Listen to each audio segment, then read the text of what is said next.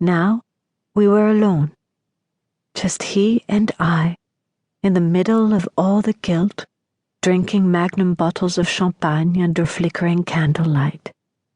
The candles ran the length of the hall, replacing the electric chandeliers that had served as lighting until just a moment before. From an adjacent room, we could hear harpsichord's crystalline notes, singing what sounded like a piece by Rameau. How did you do that? He and his honeyed voice, the clarity of which reminded me of the actor who'd recorded a reading of Corneille's Le Cid and starred in Fanfan la Tulipe. I had my own theory. Up to a certain point, individuals of the same physical type are equipped with more or less the same quality of voice. But David Barlet's voice was not content to imitate Gérard Philippe. He had deeper, graver inflections that continued to ring in the air long after he'd finished speaking. His voice, like his person, was surprisingly young, but he was as capable as any bass or baritone of giving you shivers. He was a perfect combination of lightness and gravitas. I know now, a man's voice, and just his voice, can fill me with maddening desire.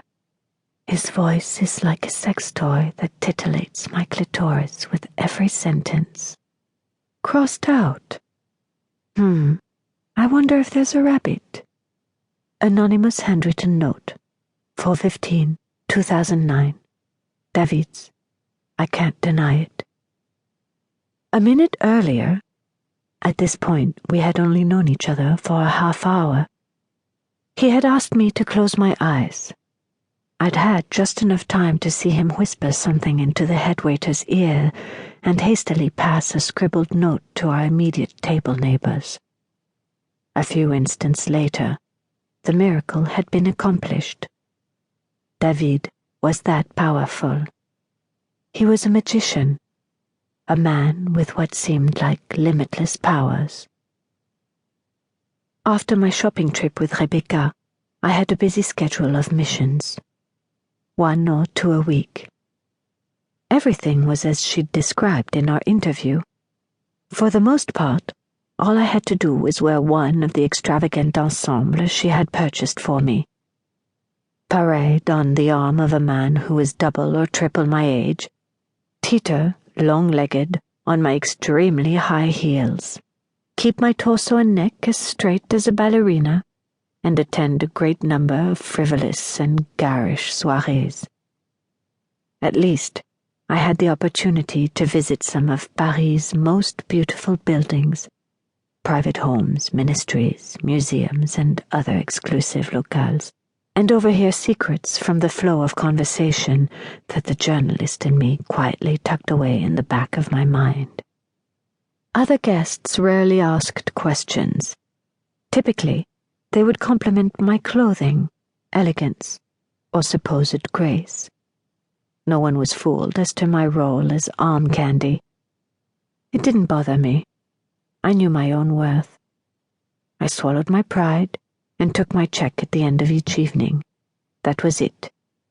I kept myself from giving this job more thought or emotion than it deserved.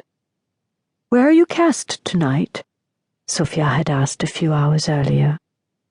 I had finally graduated. I knocked on the door of every television network in the capital, looking for a job as a TV presenter. In school, I had focused on broadcasting. I didn't want to apply for jobs in radio or print until I had run through all the possible options there. I would have worked for any station, any show, even the ones with the lowest ratings. I don't think I was a lesser candidate than my peers, but everywhere I went, the answer was the same: not enough experience. "How am I supposed to get experience if no one gives me a chance? It's ridiculous," I complained to Sophia. "I know, it's stupid. I have the same problem. They want both the fresh face and the young ballerina, and there is..."